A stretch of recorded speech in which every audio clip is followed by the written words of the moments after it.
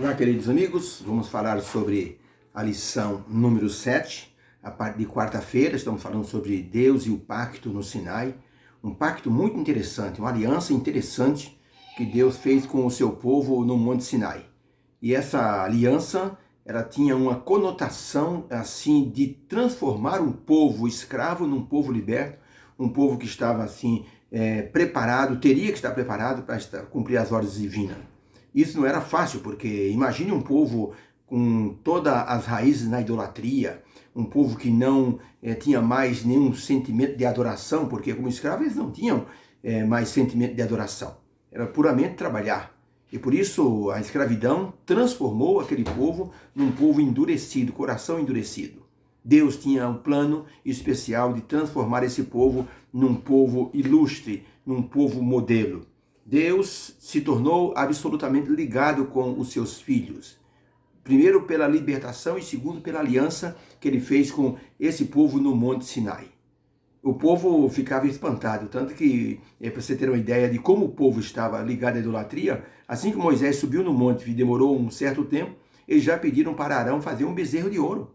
E gritaram, foram esses os deuses que nos tiraram do Egito. Para você ter a ideia de como o povo estava imerso na idolatria. Ali no deserto do Sinai, com o povo acampado aos pés do Monte Sinai, Deus resolveu fazer uma aliança com esse povo. Porque esse povo teria que retornar às suas origens. Ou seja, aquilo que Deus havia prometido a Abraão, Isaac e Jacó, teria que ser resgatado. Não era uma tarefa fácil nem para Deus, nem para Moisés e nem para Josué. E nem mesmo para Arão, porque Arão iria se tornar depois do sacerdote. Mas Arão estava envolvido nessa tarefa de liderar o povo também.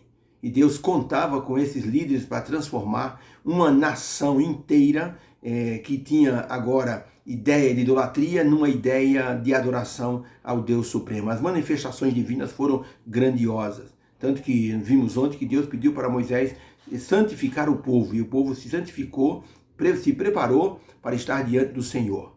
Deus iria precisar da cooperação deles para que ele pudesse dar os 10 mandamentos e dar outros preceitos que iriam justamente colaborar na inter-relação entre pessoas. Daí então todo aquele código de relacionamento que Moisés mostrou ao povo, que está em Deuteronômio, em Levítico e também no livro de Números.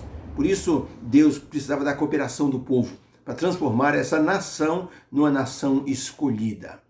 Deus precisou da cooperação do povo quando estava no Egito. Quando as 10 pragas caíram, o povo teve que cooperar para que na terra deles também não houvesse praga. A 10ª praga, principalmente, teve que ter a cooperação de todos, matando o cordeiro, colocando sangue nos umbrais da porta, para que o filho primogênito não morresse. Foi preciso cooperação. Agora, Deus estava precisando da cooperação deles para implantar neles o sentimento de adoração. E para que eles pudessem, então, com esse sentimento de adoração, pela fé, muito importante, pela fé, eles precisavam acreditar que Deus iria transformá-los numa nação poderosa. Aquele povo não merecia. Quando Deus viu o povo adorando o bezerro de ouro, Deus disse para Moisés, Moisés, fica de lado, porque eu vou destruir esse povo e faço de você uma grande nação. Não é que Deus estava sem paciência, é que o trabalho divino seria muito grande para transformar esse povo. Mas a graça divina sempre prevalece. E a graça divina, então, perdoou o povo, e pela graça o povo, então, estava outra vez diante do Senhor. Olha que Jeremias nos fala sobre o querer de Deus sobre esse povo. Jeremias 32, 38 a 40. Diz assim o livro de Jeremias: E eles serão o meu povo, e eu serei o seu Deus. E eu lhes darei um só coração e um só caminho, para que me temam para sempre, para seu bem e o bem dos seus filhos depois deles. Farei com eles um pacto eterno, uma aliança eterna, de não me desviar de fazer bem a esse povo, e porei o meu temor no seu coração, para que eles nunca se apartem de mim. Coisa linda o que Deus estava pretendendo fazer com o povo de Israel. Deus, pela graça, dizia, eu não vou me apartar de fazer o bem com esse povo. Por isso que eu quero fazer uma aliança. É um acordo entre nós dois, eu e o povo de Israel. Olha esse texto que mostra como a fé foi importante na questão do povo na aliança. O povo tinha que obedecer a Deus pela fé. E aqui vem um conflito de conceito para algumas pessoas. Nós somos salvos pela fé ou nós somos salvos pela graça? Ou nós somos salvos pelas obras? Qual é o conflito, ou qual é a explicação, ou qual é a interligação que existe entre esses três elementos, a graça, a fé e as obras? Vamos ver os textos. Êxodo 19, 5 e 6, diz assim: agora, pois, se atentamente ouvirdes a minha voz e guardardes o meu pacto, então sereis a minha possessão peculiar dentre todos os povos, porque minha é toda a terra, e vós sereis para mim um reino sacerdotal e uma nação santa. Para o povo ser um reino sacerdotal e uma nação santa, duas coisas eram necessárias: a fé e as obras. Porém, um terceiro elemento entra em primeiro plano, que é a graça. Deus disse: vocês serão meu povo. Sabe o que é isso? Isso é graça. Deus estava dando oportunidade, pela graça do povo, ser uma nação santa, um reino sacerdotal. Olha outro texto, Romanos 3, verso 24. O apóstolo Paulo diz assim: sendo justificados gratuitamente por sua graça, mediante a redenção que há em Cristo Jesus. Olha, não é fácil entendermos isso. Um soldado romano que cometeu um crime contra o imperador foi condenado à morte. Nesse momento entrou ali no local de julgamento um rapaz sem as pernas e com 2 tocos de braço. Foi levado ali numa espécie de cadeira de rodas da época, e ele levantou os 2 tocos de braço, mostrou as pernas e disse: imperador, eu sou um soldado de vossa majestade, eu coloquei minha vida em risco para proteger o senhor e a nação. Eu estou pedindo, meu irmão não merece, mas eu estou pedindo do Senhor uma graça. Por aquilo que o Senhor está vendo aqui, neste exemplo de sacrifício, eu estou pedindo que o Senhor perdoe o meu irmão. O imperador olhou aquele homem e disse: você é soldado? Sim. E deu a cavalaria, e deu ali o seu regimento. E então o imperador disse: então, seu irmão não merece, mas por causa do seu sacrifício, eu vou perdoá-lo. Aqui estava evidenciado a graça, aqui estava evidenciada a fé. O irmão saiu do tribunal acompanhando o irmão deficiente, porque acreditou naquilo que ele ouviu. Então, o apóstolo Paulo diz assim: sendo nós somos justificados gratuitamente pela sua graça, mediante a redenção que há em Cristo Jesus. Nós não merecemos, mas a graça nos incluiu no plano da salvação. E então nós somos justificados, considerados justos diante de Deus, por causa do que nós cremos que Cristo fez por todos nós. Romanos 6, verso 1. Que diremos, pois? Permaneceremos então no pecado para que a graça ela nos envolva? E o apóstolo Paulo diz: porque onde abundou o pecado, superabundou a graça.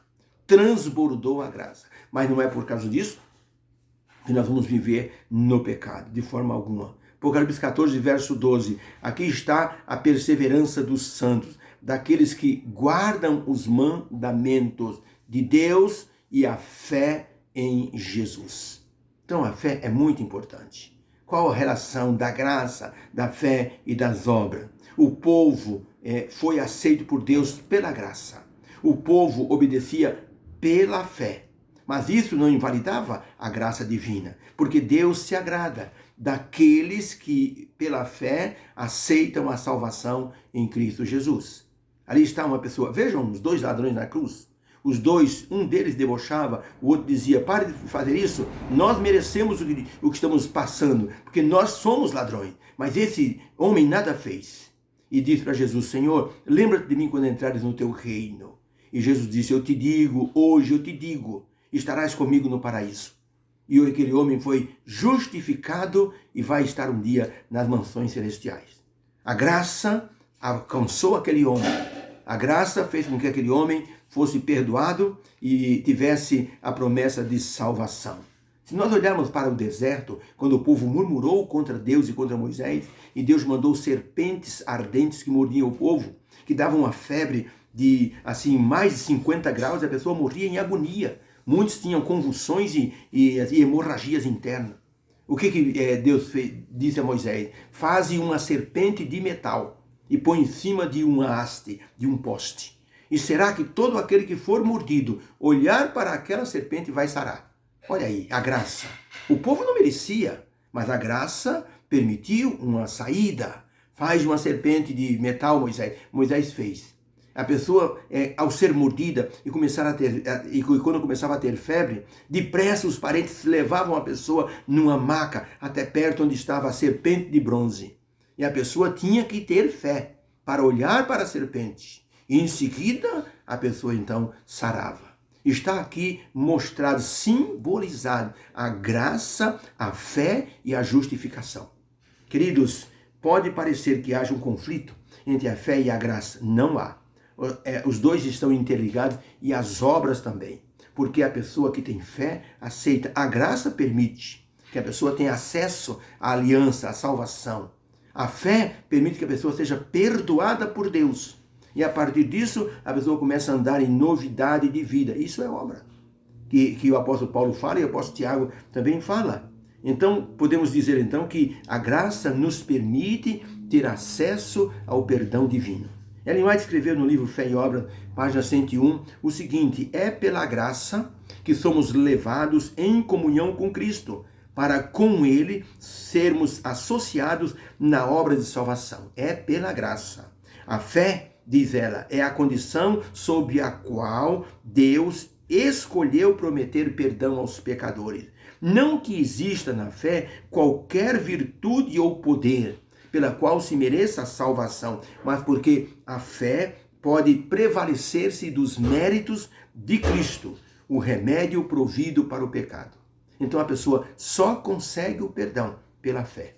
A pessoa só consegue ter acesso por causa da graça.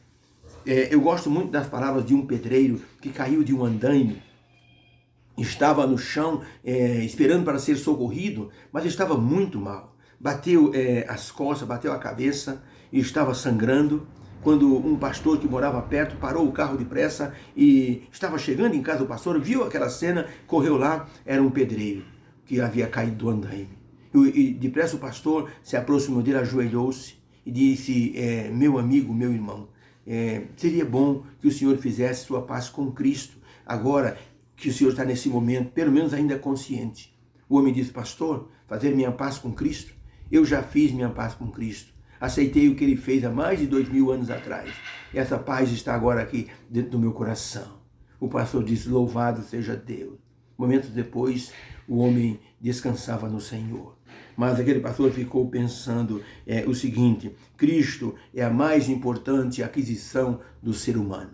Só Jesus Cristo consegue nos dar acesso a Deus através da justificação.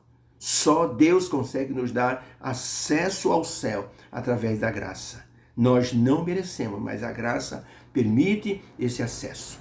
Por isso que o povo escolhido por Deus recebeu, motivo para estar diante de Deus, pela graça. Depois, então, o povo recebeu ali os detalhes da aliança. Acreditou dizendo: tudo que o Senhor falar, isso faremos. E agora, pela obediência, eles mostravam pelas obras que estavam em plena comunhão com Deus. Que haja uma bênção para o nosso coração. Que possamos, pela fé, aceitar Jesus como nosso Salvador. Continuar crendo nele. Crer que ele em breve voltará. Que pela fé possamos, assim, nos tornar seus instrumentos na divulgação da sua palavra e da salvação. E agradecer a Deus, porque pela graça é que nós estamos nessa condição. Deus abençoe o seu coração nesse dia. Vamos orar. Obrigado, Senhor Deus, porque pela graça o Senhor nos incluiu no plano da salvação. Porque, Senhor, pela crença em Jesus, pela fé em Jesus, o Senhor nos justificou. O Senhor nos olha hoje não como pecadores, mas o Senhor nos olha como pessoas justificadas pelos méritos do Senhor Jesus Cristo. Nós te glorificamos por isso, pedimos um dia abençoado na sua presença, em nome de Jesus. Amém. Que você seja abençoado nesse dia, e se você crê nisso, diga amém.